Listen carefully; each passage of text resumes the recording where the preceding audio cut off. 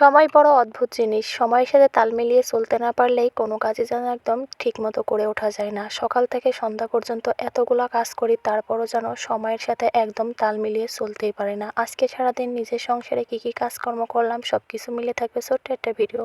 Hello everyone, কেমন আছেন সবাই? আই হোপ সবাই ভালো আছেন। আলহামদুলিল্লাহ আমরাও ভালো আছি। বেশ অনেকদিন পর আজকে একটা ডেইলি ব্লগ নিয়ে আসলাম।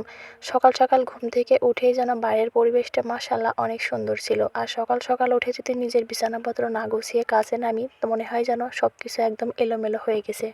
আমি ওঠার সঙ্গে সঙ্গে আমার ছেলেটাও ঘুম থেকে উঠে পড়েছে। উঠে একদম বিছানাপত্র সমস্ত কিছু গুছিয়ে নিয়েই এবার চলে যাব বাইরের বাকি সমস্ত কাজকর্ম করতে। গ্রামের মানুষের একটা ঐতিহ্য নিয়ম আছে, সকালবেলা ঘুম থেকে উঠবে, বাসি ঘর উঠান ঝাড়ু দিয়ে থালা বাসন পরিষ্কার করে তারপরে তারা ভাতের চাউল নিয়ে রান্না করতে যাবে। আমরা যেহেতু গ্রামে থাকি, ঠিক আমরাও সেই রকম কাজটাই করে থাকি। এই যে দেখেন, আমি উঠান ঝাড়ু দিচ্ছি, আমার পিছ পিছ কিন্তু আঠার মতো আমার ছেলেটাও লেগে রয়েছে, সে ঝাড়ু দিবে। যাই হোক, উঠানটা ঝাড়ু দিয়ে এদিকে চলে এসেছি থালা বাসন পরিষ্কার করতে।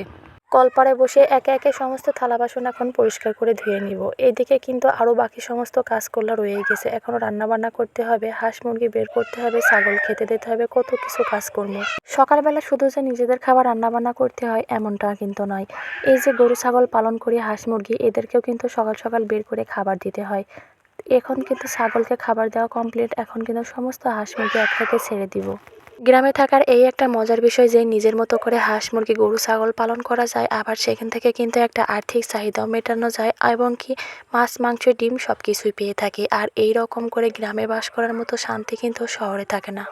যাই হোক, সকাল সকাল বাসি কাজকর্ম গুছিয়ে রেখে হাঁস মুরগি গরু ছাগলকে খেতে দিয়ে এবার চলে এসেছি রান্নাবান্না করার জন্য। এটাই কিন্তু আমার গ্রামের বাড়িতে মাটির রান্নাঘর। এখন যেহেতু বেলা 8টা বেজে গেছে, সেজন্য সকালের জন্য এখন একটু নাস্তা তৈরি করে নেব। হালকা পাতলা একটু আলু দিয়ে নুডলসটা রান্না করে নিয়ে এরপর কিন্তু বাকি তরকারিগুলোও একে একে রান্না করে নিব। প্রায় সময় কিন্তু আমি নুডলস দিয়ে আলু রান্না করে থাকি। এরকমভাবে একটু আলু কুচি দিলে খেতেও বেশ ভালো লাগে। আমি আর আমার ছেলে আমার দুজনাই কিন্তু অনেক পছন্দ করে থাকি। নুডলস রান্না করা তো একদম হয়ে গেছে, এবার সকাল সকাল নাস্তাটা করে নেব। এবার দেখি সকাল সকাল আমার শ্বশুর আবার বাজার থেকে এতগুলো বাজার করে নিয়ে চলে এসেছি। আর গ্রামের বাজারগুলো কিন্তু একদম টাটকা টাটকা হয়ে থাকে, ফ্রেশ ফ্রেশ মাছ সবজি সমস্ত কিছুই আছে। মাছগুলো এখন খুব ভালোভাবে কেটে ধুয়ে পরিষ্কার করে নিব। অনেক দিন ধরে ইচ্ছা করছিল মাছ দিয়ে একটু ডাঁটা রান্না করব, তাই সকাল সকাল মাঠেও চলে এসেছি। মাঠ থেকে একদম টাটকা টাটকা বড় বড় ডাঁটা তুলে নেব। এই কয়েকটা ডাঁটা দিয়ে মাছ দিয়ে রান্না করলে খেতে ভীষণ মজার হবে।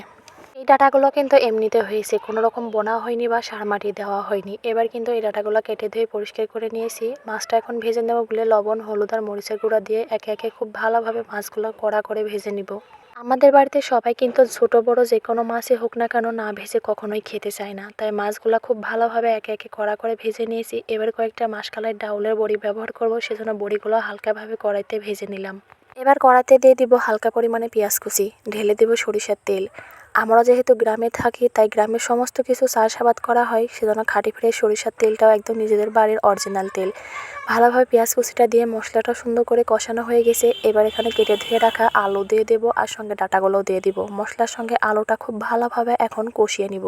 পানি ছাড়া কিন্তু হালকা তেল মশলা দিয়ে খুব ভালোভাবে ডাঁটা আলুটা সুন্দর করে কষিয়ে নিয়ে একবারে এখানে ডাউলের বড়িটাও দিয়ে দিব। এটা দিয়েও খুব ভালোভাবে এখন একসঙ্গে কষিয়ে নিব। এখানে কিন্তু আলাদা করে সিদ্ধ করার জন্য আর কোনো পানি ব্যবহার করব না, যেহেতু ডাঁটাটা অনেক নরম। একবারে ঝোলের পানি দিয়ে মাছ দিয়ে দিব। খুব ভালোভাবে আর কিছু সময় জাল করে নিয়ে তরকারিটা একদম নামিয়ে রেখে দিব। আজকের ভিডিওটা এই পর্যন্তই। সারাদিনের ব্লগ ভিডিওটা কেমন লাগলো সবাই কিন্তু কমেন্টে বলে যাবেন, আর তরকারিটা কেমন হয়েছে সেটা